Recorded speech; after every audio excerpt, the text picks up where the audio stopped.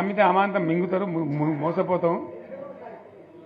రైతు బంధుకు రామరామ అంటారు, దళిత బంధుకు జై భీమ్ అంటారు. వీళ్ళు ముంచుతారా నాయన అని చెప్పిన నేను. ఏమో వీని సంగతి ఎంతో చూద్దామని ఆయనతో వేసారు. వేసింది ఇరుకపోయారు, బాయిలో పడ్డారు, అయిపోయి ఉన్నాయి అన్ని వీక్. ఇప్పుడు మళ్ళీ మొదటికి వచ్చానా కైలాసం ఆడలో పెద్ద పాము మింగినట్టు అయింది మళ్ళీ. అంతే కదా, గ్యారంటీగా మంచిగా సంసారం జరుగుతుంది. ఇద్దరు తువ్వకొచ్చినాం, రైతులు ఇంత ముఖం తెలివి అవుతుండ్రి, ఇంత బాకీలు కట్టుకుంటుండ్రి.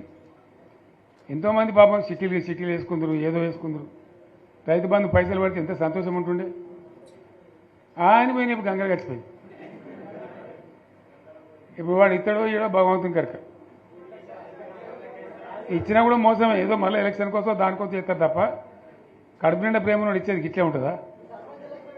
మనం ఉన్నప్పుడు కరోనా వచ్చింది. కరోనా వస్తే కూడా నేను రైతు బంధు ఆపలే. కరోనా వచ్చి రాష్ట్రానికి రూపాయి ఆదాయం రాకపోయినా వ్యవసాయం అయితే జరగాలి కదా, తప్పద్దని చెప్పి ఈవెన్ కరోనా ఉంటే కూడా రైతు బంధు ఆపలే. అంత ఒక నిర్ణయం తీసుకొని రైతాంగాన్ని నిలబెట్టాలని, కాపాడుకోవాలని చెప్పి ఒక 4-5 మంచి స్కీములు తెచ్చి వాళ్ళని కాపాడుకున్నాం. గౌరవంగా బతికిన రైతులు ఒక ధీమా వచ్చినండి. రైతు బీమా పడితే ఎంతమందికి సాయం జరిగింది? గుంట భూమి ఉన్న కూడా మంచిగా సాయం జరిగింది, చిన్న రైతు కూడా సాయం జరిగింది. అట్లా అందరికీ మనం గొర్రెల కాపలకు గొర్రెలు ఇవ్వడం కానీ, చేప పిల్లలు కానీ, అనేక రకాల అన్ని వర్గాల ప్రజలను ఎట్లా ఆదుకోని అట్లా ఆదుకున్నాం. మా తెలంగాణ కదా మేము తెచ్చుకున్నాం కష్టపడి. మా వాళ్ళందరి పైకి రావాలి.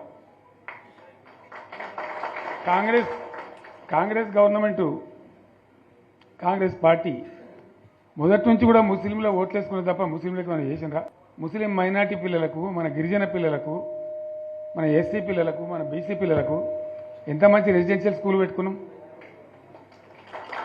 అందరినీ కూడా ముందుకు తీసుకుపోవాలి. ఇవాళ మన కళ్ళ ముందని నాకు బాధ కలిగేది ఏంటంటే, చిన్న వర్గాల ప్రజలు కాన్వెంట్ స్కూళ్ళలో చదివించలేరు, వాళ్ళ పిల్లలు కూడా బాగా చదవాలని చెప్పి ఎస్సీలకు, బీసీలకు, మన గిరిజనులకు, మన మైనార్టీ సోదరులకు గురుకుల పాఠశాలలు పెట్టాం. అద్భుతమైన చదువు చదువుకునే వాళ్ళు. ఇవాళ మొత్తం రోజు బడి పిల్లలు విషాహారము, కడుపు నొచ్చుడు, బాధపడు, పురుగులు అన్నం పెట్టుడు. పిల్లలు వెళ్ళిపోతున్నారు, ఆ స్కూళ్ళ నుంచి ఇళ్ళకి వెళ్ళిపోతున్నారు. తల్లిదండ్రులు కూడా భయపడి తీసుకుపోతున్నారు. ఏం ఘోరం ఇది, నాకు అర్థం కాదు. మళ్ళీ ఇది చేసాడు వాడు. ఇప్పుడు మళ్ళీ అదే కాంగ్రెస్ పార్టీ అంతేనా? మళ్ళీ పాత కాంగ్రెస్ మోపోయింది, మళ్ళీ కరెంటు కోతలు మోపోయినాయి. ఎండాకాలం ఇంకేం గతి అవుతుందో, మార్చి ఏప్రిల్ ఏమవుతుందో. ఇంకా అక్కడ కరెంటు కోతలు మోపోయినాయి, ఇటు మంచినీళ్ళు సరికొత్తలేవు, అడిగే నాతులు లేడు. ఎవడన్నా గట్టిగా నిలదీసి అడితే వాడిని పోలీస్ స్టేషన్లో పట్టేయడం. ఇదేనా రాజ్యం? ఇట్లే ఉంటుందా రాజ్యం? ఎందుకు వచ్చింది ఈ పరిస్థితి చెప్తా. నాకు తెలుసు, నాకేం గుర్తులేదు. నేనేమంటున్నా అంటే, ఓపిక పెట్టినాం మనం ఓపిక పెట్టలేదు. ఇప్పుడు 14 ఏళ్ళు అవుతుంది ఈ గవర్నమెంట్ వచ్చి. మనం ముందే అంటే మనం కన్నేరు అందరూ ఇంకోటి అందరూ ఓపిక పెట్టినాం. ఇప్పుడు వాళ్ళు ఇక కుయ్యలేదు, కుట్టుకోలేదు, ఏం లేదు, మాటనే లేదు.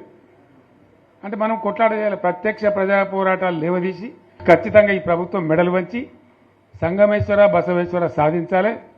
అటువంటి అవసరం ఏర్పడితే పోరాటాన్ని నేను కూడా మీతో పాటు వస్తానని మనం చేస్తాం. తప్పదు మరి, మనకేం చేస్తాం? మంచి మాట మంచి మాట, చెడ్డ మాట చెడ్డ మాట, అంతే కదా. పోరాటం లేవదీయాల్సిందే. మీ ఎమ్మెల్యే మాణిక్యరావు నాయకత్వంలో, అక్కడ మాజీ ఎమ్మెల్యే భూపాలరెడ్డి నాయకత్వంలో తెలంగాణ కోసమే బయలుదేరిన జెండా గులాబీ జెండా. తెలంగాణను సాధించింది గులాబీ జెండా. తెలంగాణను మంచిగా చేసి లైన్లో పెట్టింది గులాబీ జెండా. భారతదేశంలో నంబర్ 1 అనేక విషయాలలో చేసి సాధించి చూపెట్టింది గులాబీ జెండా. జర్రంత మోసం జరిగింది. ఆ జర్రంత మోసానికి ఇవాళ ఓడోడిగా ఉనుక మీద రోకలోనే దుంకులాడుతుండు, అంతే కదా. ఎందుకు వానికి దాని కూడా ఏమేమో మాట్లాడుతుండు. సరే, నేను గంభీరంగా మౌనంగా చూస్తున్నా. నేను కొడితే వట్టి కొట్టు నాకు అలవాట్లేదు కదా. నేను వెళ్ళినా అంటే మళ్ళీ భూకంపం పుట్టాలిగా. చూద్దాం ఎక్కడి దాకా చేస్తారో వీళ్ళ కథ ఏందో చూద్దాము. మనోళ్ళందరూ కూడా ప్రతిపాదిస్తుంది ఏంటంటే, ఒక సంవత్సరం జరిగిపోయింది, సంగమేశ్వర ఆన్నే పన్నది, బసవేశ్వర ఆన్నే పన్నది, పాలమూరు ఎత్తిపోతల పథకం ఆన్నే పన్నది, కాళేశ్వరం అట్లా ఎండబెడుతున్నారు, ఇవన్నీ అన్యాయాలున్నాయి. కాబట్టి ఫిబ్రవరి నెలాఖరులో ఒక పెద్ద బహిరంగ సభ పెట్టాలి, వీళ్ళ కథ చూడాలి అనేది జరుగుతూ ఉంది. కాబట్టి మీరు కూడా పెద్ద ఎత్తున దయచేసి ఆ సభకు కదిలి రావాలి, అంత దూరమే ఉండదు. తెలంగాణ శక్తి ఏందో మరొకసారి చూపించి వీళ్ళ మెడలు వంచి ఇప్పుడు సాధించాలి. భవిష్యత్తు కోసం కూడా కొట్టాడకు మనం సిద్ధంగా ఉండాలి. ₹1,00,00,000 భూమి ఇప్పుడు 50 లక్షలకు అడిగోలేడు. పార్టీలు గెలితాయి ఓడతాయి. ఇంత మాయలు ఏడాది లోపలనే కాంగ్రెస్ పార్టీ దొరికితే కొడతాం రానంత కోపంలో ఒక్కటే ఏడాది లోపు. ఇంకా వాళ్ళ బొంద తెలివికి నిన్న వాని పార్టీడే మంది పెట్టాలి, అదేందో పోలింగ్ పెట్టిన వాడు చూసిరా మీరు? ఆ పోలింగ్ పెడితే 70% మనకు వచ్చింది, 30% మనకి వచ్చింది. వాడు పెట్టింది మనం పెట్టింది కాదు. 75 ఇది పరిస్థితి. అదే నేను ఏమంటున్నా అంటే, ఫామ్ హౌస్ అంటే ఇక్కడ ఏముంటుంది? వారి ఉంటుంది, మక్కు ఉంటుంది, అల్లం ఉంటుంది. కాంగ్రెస్ వాళ్ళు అయితే మనిషి చేస్తే పారబడి తవ్వచ్చు కూడా ఇక్కడ లంగత. దీన్ని ఫామ్ హౌస్ అని మనం బదనాం చేసి అంతే కదా. నేను ఏమంటున్నా అంటే, అన్ని మబ్బులు వీడిపోయినట్టు ప్రజలకు అన్నీ తెలిసిపోతున్నాయి. మంచి ఏంది, చెడ్డ ఏంది, ఏం జరిగింది అన్నీ ఇంకా ఘోరమవుతుందని చెప్తున్నా. వీళ్ళ తెలివితక్కువతనానికి ఏమైంది? నిన్న మొన్న రిపోర్ట్ వచ్చింది. రోజుల్లో 25,50,000 మంది రైతులకు 21,000 కోట్ల రూపాయలు 2 లక్షలు రుణమాఫీ చేసి ఇచ్చిన మాట నిలబెట్టుకొని మాట తప్పని మడమ తిప్పని పార్టీగా ఈరోజు 25,50,000 మంది రైతులకు 21,000 కోట్ల రూపాయల రైతు రుణమాఫీ చేసినాం. ఇవాళ రైతు రుణమాఫీ చేయలేదంటున్నాడు. నేను సూటిగా సవాలు విసురుతున్న చంద్రశేఖరరావు గారికి వేదిక మీద నుంచి, ఫామ్ హౌస్లో ఉండి వచ్చిన వాళ్ళకి జోలి చెప్పుడు కాదు, అసెంబ్లీకి రా, లెక్కలు చెప్తా. ఏ ఊర్లో, ఏ తండాలో, ఏ గూడెంలో ఏ రైతుకి ఎంత రుణమాఫీ చేసిందో 25,50,000 మంది రైతుల వివరాలు శాసనసభలో పెడతా. 21,000 కోట్ల రూపాయలు ఎవరి ఖాతాలో వేసినో నేను లెక్క చెప్తా. నీకు చిత్తశుద్ధి, నీకు నిజాయితీ ఉంటే రా, వచ్చే అసెంబ్లీలో నువ్వు మాట్లాడు, అడుగు. అదేవిధంగా ఆనాడు నువ్వు 5,000 రూపాయలు సంవత్సరానికి రైతు బంధు కింద 10,000 ఇస్తే నేను ఎన్నికల్లో 15,000 ఇస్తా అని చెప్పిన. కానీ ఏ రోజు కూడా చంద్రశేఖరరావు గారు మనం అప్పుల్లో లేము, మనం ధనిక రాష్ట్రం, మన దగ్గర సంచుల కొద్దీ గుమ్మీల కొద్దీ రూపాయలు ఉన్నాయని అబద్ధాలు చెప్పిండు. వచ్చి చూస్తే గుమ్మీలు ఖాళీలు ఉన్నాయి. గుమ్మి కింద పందికొక్కులాగా కేసీఆర్ కుటుంబం మొత్తం తిని కూసున్నది. అయినా అధైర్యపడకుండా 15,000 బదులు ఆనాడు నువ్వు ఇచ్చిన 10,000 ఎగ్గొట్టిన 10,000 కాకుండా ఇవాళ 12,000 రూపాయలు సంవత్సరానికి రైతులకు ఇవ్వాలని రైతు భరోసా కార్యక్రమాన్ని జనవరి 26 తారీఖు నాడు ప్రారంభించుకున్నాం. మార్చి 31 లోపల ప్రతి ఎకరాకు వ్యవసాయ యోగ్యమైన భూమికి ఎకరాకు 6,000 చొప్పున మీ ఖాతాలో వేసే పూచి నాది అని నేను ఈ వేదిక మీద నుంచి చెప్పదలుచుకున్నా. ఆయన అంటుండు ఎగ్గొడతారని. నేను నీలాక మాట చెప్పి ఎగ్గొట్టేటోని కాదు. దళితులకు 3 ఎకరాలని ఎగ్గొట్టినావు, దళిత ముఖ్యమంత్రి అని ఎగ్గొట్టినావు, డబల్ బెడ్రూమ్ ఇండ్లు అని ఎగ్గొట్టినావు. ఇట్లా చెప్పుకుంటూ వెళ్తే 100 మాటలు ఇచ్చి ఎగ్గొట్టిన చరిత్ర నీది, పంగనామాలు పెట్టిన చరిత్ర నీది. చంద్రశేఖరరావు 10 ఏళ్ళు పరిపాలన చేసి ప్రజల దగ్గరకు పోతే డిసెంబర్లో అధికారం కోల్పోయినావు, జూన్లో డిపాజిట్లు కోల్పోయినావు పార్లమెంట్లో. ఇప్పుడు మెదడు కూడా కోల్పోయినట్టే ఉన్నాడు ఆయన పెద్ద మంచి ఫామ్ హౌస్లో పండుకొని. డిసెంబర్లో ఆయన అన్నీ చెప్పిండు. ఆయన గుడిలు దర్గాలకు దస్తీలు కప్పిండు, గుడిలకు పోయి దండాలు పెట్టిండు. పెట్టిన తెలంగాణ ప్రజలు 10 ఏళ్ళు పెట్టిన ఆయన అరగోసకు ఇవాళ ఆయన గుణపాఠం చెప్పి ప్రభుత్వాన్ని దించిండ్రు. అట్లే అబద్ధాలు చెప్తే పార్లమెంట్లో గుండు 0 ఇచ్చిండ్రు, ఆయన గాడిద గుడ్డిచ్చిర్రు. అయినా బుద్ధి మారలే. 14 నెలల నుంచి అంట ఆయన ఫామ్ హౌస్లో వండుకొని గంభీరంగా చూస్తున్నాడు. ఎవరిని చూస్తున్నావా గంభీరంగా? అచ్చోసిన ఆంబోతులాక నీ కొడుకుని అల్లుని ఊరు మీద వదిలినావు. మైసమ్మ మన ఏంది జాంగిర్పీర్ల దర్గాకు వదిలిన మేకపోతులాక ఊరు మీద పడి మేస్తా ఉన్నారు నీ కొడుకు నీ అల్లుడు. మన జాంగిర్పీర్ల దర్గా కోసుకుంటాం కదా మనం, అట్లా జాంగిర్పీర్ల దర్గాను కూడా మోసం చేసిన 100 కోట్లు ఇస్తాను మా శంకర్ చెప్తున్నాడు. ఇవాళ రాజన్న సిరిసిల్ల ఆలయానికి 100 కోట్లు ఇస్తాను, ఆ దేవుణ్ణి మోసం చేసినాం. ఈడ దర్గాను మోసం చేసినాం. పాలమూరులో ప్రాజెక్టులు కడతా అని, పాలమూరు రంగారెడ్డి ఎత్తిపోతలు పూర్తి చేస్తా అని, కల్వకుర్తి, భీమా, నెట్టంపాడు, కోయిల్ సాగరు, జూరాల, ఆర్జీఎస్, తుమ్మిళ్ళ ప్రాజెక్టులను కడతా అని చెప్పి పాలమూరుకు మాట ఇచ్చి పాలమూరుని ఎండబెట్టి ఎగవేసిన దుర్మార్గుడివి నువ్వు ఈరోజు సంవత్సరం పూర్తి కాకముందే మా మీద వడేడుస్తురట. ఆయన కోసం ఎదురు చూస్తురట. ప్రజలందరూ బాధ పడుతురట. అయ్యా చంద్రశేఖరరావు గారు, 4 కోట్ల ప్రజలు ఎవ్వరు బాధపడతలేరు. రైతులకు రైతు భరోసా వచ్చింది, రైతులకు రైతు రుణమాఫీ జరిగింది, విద్యార్థులకు ఫీజు రియంబర్స్మెంట్ ఇచ్చినాం, రాజీవ్ ఆరోగ్యశ్రీ 10 లక్షలకు పెంచినాం, పేదలకు ఇండ్లల్లా 200 యూనిట్లు ఉచిత కరెంట్ ఇచ్చినాం, ఆడబిడ్డలకు 500 రూపాయలకే సిలిండర్ ఇచ్చినాం. అదేవిధంగా ఆడబిడ్డలకు ఆర్టీసీలో ఉచితంగా బస్సు ప్రయాణం ఇచ్చినాం. 120 కోట్ల మంది ఆడబిడ్డలు ఈరోజు తెలంగాణ రాష్ట్రంలో ఉచిత బస్సు ప్రయాణం చేస్తున్నారు. దానికి 4,000 కోట్ల రూపాయలు ఖర్చు పెట్టినాం. ఇవాళ 10,000 కోట్ల రూపాయలు రాబోయే మార్చి 31 లోపల రైతు భరోసా పథకం కింద పేదల ఖాతాలో వేస్తాం. ఉపాధి హామీ కూలీలకు కూడా ఇవాళ ప్రతి కుటుంబానికి 12,000 రూపాయలు ఇచ్చినాం.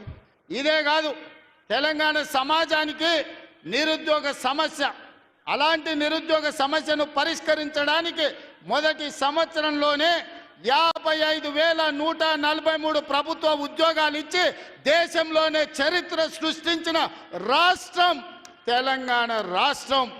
నువ్వు 10 ఏళ్ళు ఇవ్వలేని ఉద్యోగాలు మొదటి సంవత్సరంలోనే 55,143 ఉద్యోగాలు ఇచ్చిన చరిత్ర మాది. వీటన్నిటి మీద నీకు చిత్తశుద్ధి ఉంటే, నీ నాయకత్వం మీద నీకు నమ్మకం ఉంటే నువ్వు రా అసెంబ్లీలకు. ఈ వివరాలన్నీ అసెంబ్లీలో పెడతా, చర్చ చేద్దాం. ఆయన కొడితేనంట బలంగా కొడతాడంట. సరిగ్గా నిలబడేది నేర్చుకోని ఆయన కట్టె లేకుండా. నీ పరిస్థితి ఎట్లుందో తెలంగాణ సమాజానికి తెలియదా? నువ్వు తూగుతున్నావా, సోగుతున్నావా, నువ్వు నిలబడగలిగే పరిస్థితిలో ఉన్నవా? ఆయన బలంగా కొడతాడంట, ఆయన లేచి వస్తాడంట.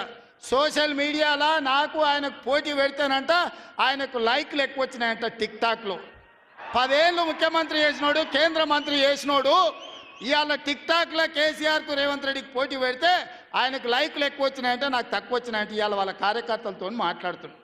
నేను అడగదలుచుకున్నా, ఆ మధ్యలో బాలీవుడ్లో కూడా సల్మాన్ ఖాన్కు, రాఖీ సావంత్కు కూడా టిక్టాక్లో పెడితే రాఖీ సావంత్కి ఎక్కువ లైకులు వచ్చినాయి.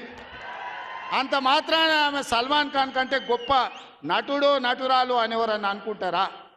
ఇవాళ చివరికి ప్రజలు తిరస్కరించి, ప్రజలు డిపాజిట్లు జప్తు చేస్తే ముఖం జల్లక ఫామ్ హౌస్లో వండుకున్న చంద్రశేఖరరావు సోషల్ మీడియా టిక్టాక్లో నాకు లైక్లు వచ్చినాయని చెప్పుకునే పరిస్థితికి వచ్చిందంటే ఆయన మానసిక పరిస్థితి ఎట్లుందో తెలంగాణ సమాజం అర్థం చేసుకుంటుంది. పెద్ద మనిషి ఆయన వయసులో, నేనేం కాదంటలేను. ఆయన పిల్లలు యమకింకర్లాగా తయారై ఊరు మీద పడి మేస్తున్నారు. ఫస్ట్ నీ కొడుకుని అల్లుని కంట్రోల్లో పెట్టు చంద్రశేఖరరావు. నువ్వు రా సభకు.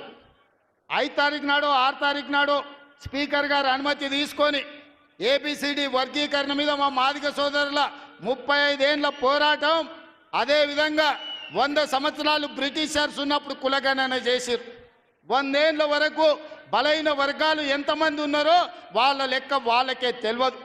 ఎంతోమంది ప్రధానమంత్రులు, ముఖ్యమంత్రులు మారినారు కానీ బీసీల లెక్కలు తేల్చలేదు. కానీ భారత్ జోడోలో రాహుల్ గాంధీ ఇచ్చిన మాట ప్రకారం ఈరోజు కాంగ్రెస్ పార్టీ బీసీల లెక్కలు తేల్చింది, ఇంటింటికి పోయింది, లెక్క కట్టింది. రాబోయే 2 తారీఖు నాడు బీసీ కులగణన నివేదిక రాబోతుంది. అదేవిధంగా మాదిగల వర్గీకరణ మీద కూడా జ్యుడిషియల్ కమిషన్ నివేదిక ఇవ్వబోతుంది. ఫిబ్రవరి మొదటి వారంలో అసెంబ్లీలో బీసీ కులగణన మీద, అదేవిధంగా మాదిగల వర్గీకరణ మీద సభను పెట్టబోతున్నాం. నీకు చాతనైతే చిత్తశుద్ధి ఉంటే సభకు రా, చర్చ చేద్దాం. నువ్వా మేమా తేల్చుకుందాం. నీ ఫామ్ హౌస్లో నీ వంది మాగదులను, నీ భజన చేసేటోళ్లను నువ్వు వాళ్ళను జమేసుకొని వాళ్ళ ముందల పొంకనాలు కొట్టకు. చంద్రశేఖరరావు, నువ్వు కాలం జల్లిపోయిన 1000 రూపాయల నోటువే. ఆ నోటు పెట్టుకుంటే ఎవడైనా జైలుకే వెళ్తాడు. ఒకప్పుడు 1000 రూపాయలకు చాలా విలువ ఉండే 1000 నోటుకి. అవునా? 1000 నోట్లు ఉన్నాయంటే అని మునగాని కింద చూసేది. ఇప్పుడు 1000 నోట్ల రూపాయలు ఉన్నాయంటే తీసుకుపోయి బొక్కలు వేస్తారు. చంద్రశేఖరరావు గారు కూడా రద్దయిపోయిన 1000 రూపాయల నోటు. ఇంకా దానికి విలువ లేదు. తెలంగాణ సమాజంలో నిన్ను అడిగేటోళ్ళు లేరు. చంద్రశేఖరరావు, నువ్వు ఫామ్ హౌస్లు ఉండి ప్రజలతో నీకు బంధం తెగిపోయినట్టుంది. ప్రజలు ఏం ఆలోచన చేస్తున్నారో చూడు. రైతులకు రైతు భరోసా అందింది. ఇది నా జవాబు లెక్కల అసెంబ్లీలో చెప్తా. రైతులకు 21,000 కోట్ల రూపాయల రుణమాఫీ జరిగింది. రైతులకు వడ్ల కోసం 500 రూపాయల బోనస్ ఇచ్చినాం. రైతులకు వ్యవసాయానికి 24 గంటలు ఉచిత కరెంట్ ఇచ్చినాం. రైతులకు 200 యూనిట్లు ఇంట్లో ఇవాళ ఉచితంగా ఇస్తున్నాం. ఆడబిడ్డలకు బస్సు ఉచితం ఇచ్చినాం. ఆడబిడ్డలకు 500 రూపాయలకు సిలిండర్ ఇచ్చినాం. ఇవాళ యువకులకు 55,143 ఉద్యోగాలు ఇచ్చినాం మొదటి సంవత్సరంలో. ఒకవేళ మమ్మల్ని అభినందించడానికి నీకు మనసు రాకపోతే అదే ఫామ్ హౌస్లో అట్లే వండుకొని ఉండు. నిన్నెవ్వరు అడుగుతలేరు, కడుగుతలేరు, కొడతలేరు. కాబట్టి ఇవాళ ఇన్ని రకాల సంక్షేమ కార్యక్రమాలు